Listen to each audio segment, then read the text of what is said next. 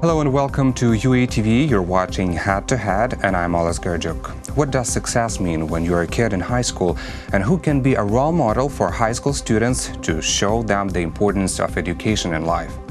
An initiative called School Angels encourages successful professionals to use their voice to inspire youngsters at Ukrainian schools. To discuss this initiative, we welcome School Angels founder and former Deputy Minister of Education, Oleg Derevyanko, to the studio today. Hello, Mr. Derevyanko, and thank you for being with us today. Hello. Thank you for inviting me. So, who are the School Angels and what do they do? Basically, School Angels could be anyone. School Angels, but the whole idea of School Angels, it's like business angels, but is business angels, the concept of business angels when you achieve success in business and then you invest money and advice into, younger generations. Here, you basically invest your experience and your inspiration into younger generations. So it's like business angels, but you invest not money, but invest your experience, your hopes, your inspirations, and so on.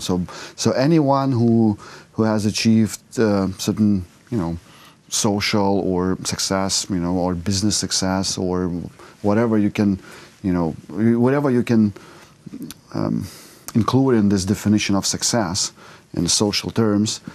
In our understanding, everyone who possesses such character traits and personality traits and successes should go to school and share it with the kids and with the teachers and with the parents itself.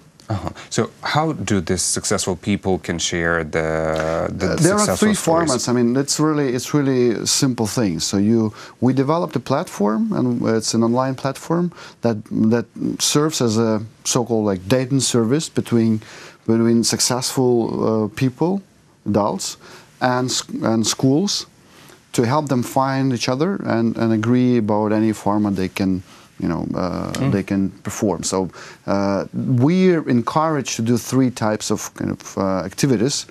It's either a lecture or kind of guest lecture when someone comes to the school and shares their personal life story. And what is really important is that those School Angels that come to schools, they not only talk about their successes, they also talk about their failures. And that's so critical because one of the major problems of the school systems worldwide, not only in Ukraine, is that they kind of make people fear, their mistakes. To make a mistake, right? Yeah, and this is a major challenge for younger generations, because if you fear mistakes, you can never be successful in the modern world. So that's why it's really important that these School Angels, when they come, they share their stories. They showed how they overcame their mistakes, how they met their challenges, how they achieved their success in life at the end of the day, and how they keep learning. So first way is lecture, and other two? The other two, it could be a kind of soft skills training, or it could be a discussion or dialogue. But when we launch, and it includes parents sometimes as well. It could include parents, it could include teachers. The core format, however, is talking to students. The pupils. And but we also have, when we launched the initiative, we thought that would be like the major activity and maybe the only one activity of the initiative. But how it often happens, you plan something, but then you face the reality, and we realize that there is a demand for some other activities as well. So we launched also so-called School Angels Talk, because if you take, for example, like some seasoned professionals or seasoned successful people, let's say, right? So they would not be able. So how many schools they would be able to visit during the year? Maybe 2 times, 3 times, 4 times a year, they could go to some schools. But they are like in Ukraine, like that 11,000 schools and so on. So you have to. That's why we developed the format called School Angels Talks, and we invite seasoned professionals to share the same kind of stories, but for the broader audience, it's then recorded and then broadcasted through the online media. So basically, this is some kind of TED Talks in schools. It's more kind of interviews. It's more like a dialogue between the moderator and more interactive. And yeah. But do these speakers travel around Ukraine? Yeah, we have at the moment we have already 17 cities around Ukraine engaged and involved in this program. When did you launch this program? We started it like 3 years ago. On 1st of April would be almost 3 years. But the first year was more kind of proof of concept period. So we visited a number of schools. We wanted to understand that it really kind of trial period. Yeah, and then we started to develop the platform, but while continuing to arrange visits to schools. And but then, when we launched the platform, it's now helping us to do it, in a more efficient way. And yeah, and there's also very interesting other activities that we're doing. So, for example, last year we organized the first ever in Ukraine educational hackathon. So we call it EduHack, and there were around 100 participants in this hackathon, and they came up with around 20 to 13, I don't remember exactly, projects. Wow. Which they pitched to a panel.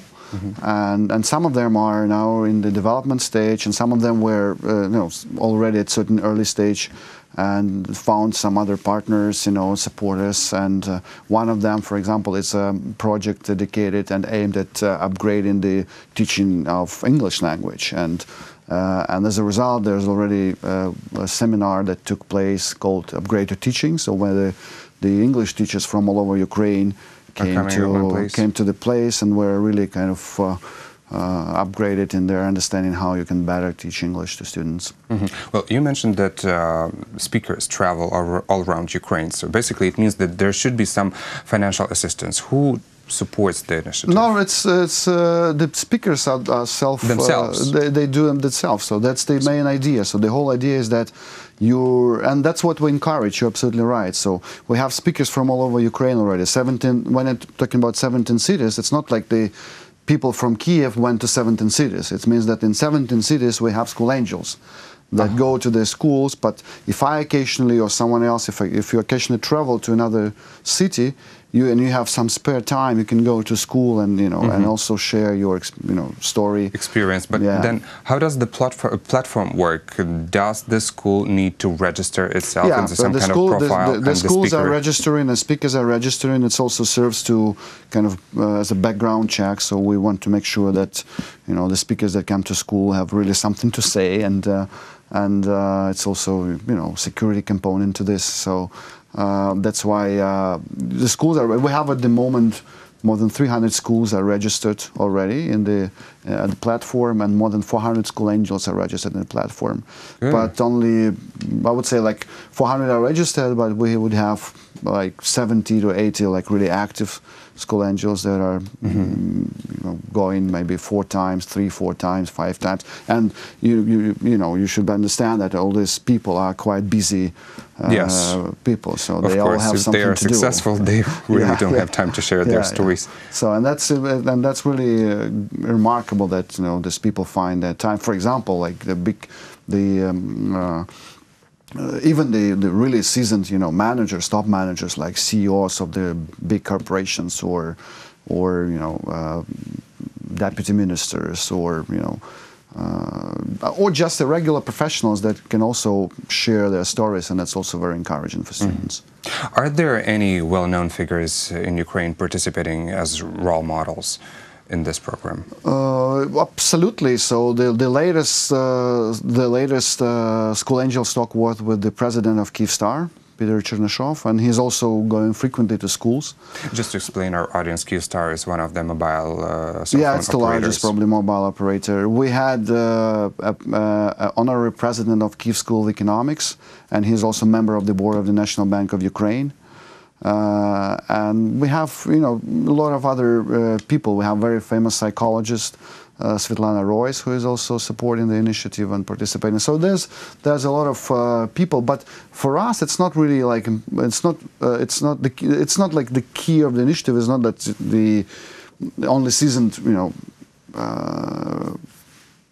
celebrities, have to go to schools. No, the idea is that, yeah, that's good when some, celebrity goes to the school or a seasoned professional goes to the school, because it basically also encourages, students can understand that those people are self-made, that they're not didn't take anything for granted, that they worked hard, that made their mistakes, and that the learning is a key component in their success, and that they keep learning, and this is also a key component of their continuous success.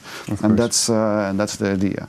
And also, it's really, really important to understand that in our vision, the school systems, not only in Ukraine but all over the world, is obsolete, and this gap between school life and real reality. life should be filled in. It couldn't be filled in by the school system, should be filled in by the active citizens themselves. Yeah, and by practical advice. Absolutely. How to behave, how to act with your career and stuff. But how much of interest do the students show towards this program? It's really, in each class when the school angel arrives and talks, it's sometimes it takes time to warm up. But then you can experience really fantastic engagement from students. In one of the villages, for example, in one of the villages where we went with Timofey Milovanov, who I just mentioned, who is the member of the board of National Bank. He was telling his stories.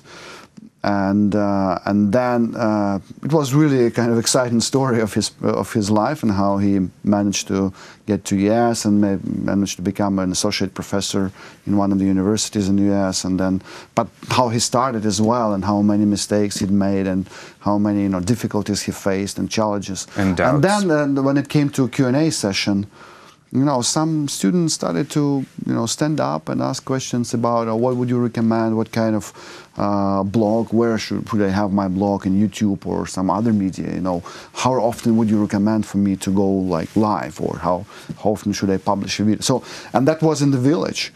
So the students in the village were like 3 or 4 out of the audience of 20, maybe 30 people, of all the levels, because it's a village school, so they were at this meeting there were students from in their 5th year to the 11th year, and then at the end of this talk, almost everything was finished. There was a student, a boy, maybe in his 10s, who actually stood up and said something about the future, that he believed that in the future, all this AI and robots and so on. It was really very encouraging. Yeah, absolutely. So that's how we encourage school angels. That the school angels actually receive not less than students, because when you come to the class and you talk to the kids and you finally realize that there's a hope in this for the future in this country and in the world. So the students and kids are very inspiring also for the school angels that come to talk to them. Well, that sounds as an amazing and great program, and let's talk a bit about the history of it. How did the School Angels program started? It started from a basic idea that I just mentioned, that whatever you do... Was this your personal initiative? It was, it was an idea that I kind of came up at the end of my tenure in the ministry. So I actually realized that if whatever we do in terms of reforming the school systems, even if we are 100% successful with implementing the best reforms possible, it won't be that efficient. No, the idea basically is that even if we do the best, the perfect educational system, right, and implement all the reforms, there would be still a gap between this, the school system and the life. And what I want to achieve with this initiative is that basically to remove the barriers between the society and the school. So my kind of long-term vision is that we even have to get rid of the word school. So it's good. We should arrive at certain basically community learning centers where the learning is happening all the time, and where students work together. Of course, you need the primary education when you create the basis, but when the kids go out of the primary education and moves to the let's say secondary school, right? Depending on what system you're talking about, it could be named differently. That's where even in the primary school there should be a lot of interaction with visiting lectures, but let alone when you go to the secondary school and the high school. So that's really important that we can't afford to have this gap anymore. So we need the learning to be happening, and we need innovation to come to schools exactly at the moment when it is created outside of the school. So, and we need innovation also to come up from the school and go to the real, let's say, real world. Also, school is also real world, right? Yeah, so you say that this idea is a result of your work in the ministry, but did somebody guide you when you were a child? Yeah, I believe so, yeah. But in my understanding, a role model, you can have a role model, it shouldn't be necessarily someone who is just, of course my parents were big guys for myself, and because they were even in the Soviet times, they were very respectful for my opinion, and they encouraged me to think and to have personal opinion, although it was quite tough at those times in the 80s. It was really tough, in the school when you would have your own opinion in the early 80s or first half of the 80s in the former Soviet Union. You wouldn't have good relationships with your teachers, but they still encouraged me to keep thinking for myself. And of course there were a number of teachers that helped me a lot. The teacher of English and the teacher of mathematics, who were also, my teacher of mathematics, she was, when she was talking to students even in the 5th grade, she was, in Ukrainian language you have this,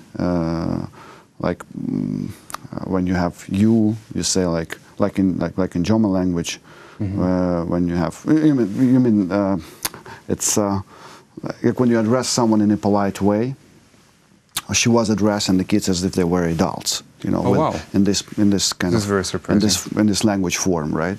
For the Soviet Union. And it was when they were in their 10s, and that was for me really kind of. But she was also a great teacher of math, and of course, the role model. It shouldn't be even necessarily someone who is just immediately around you. It could be a role model from the book. It could be an inspiring great leader.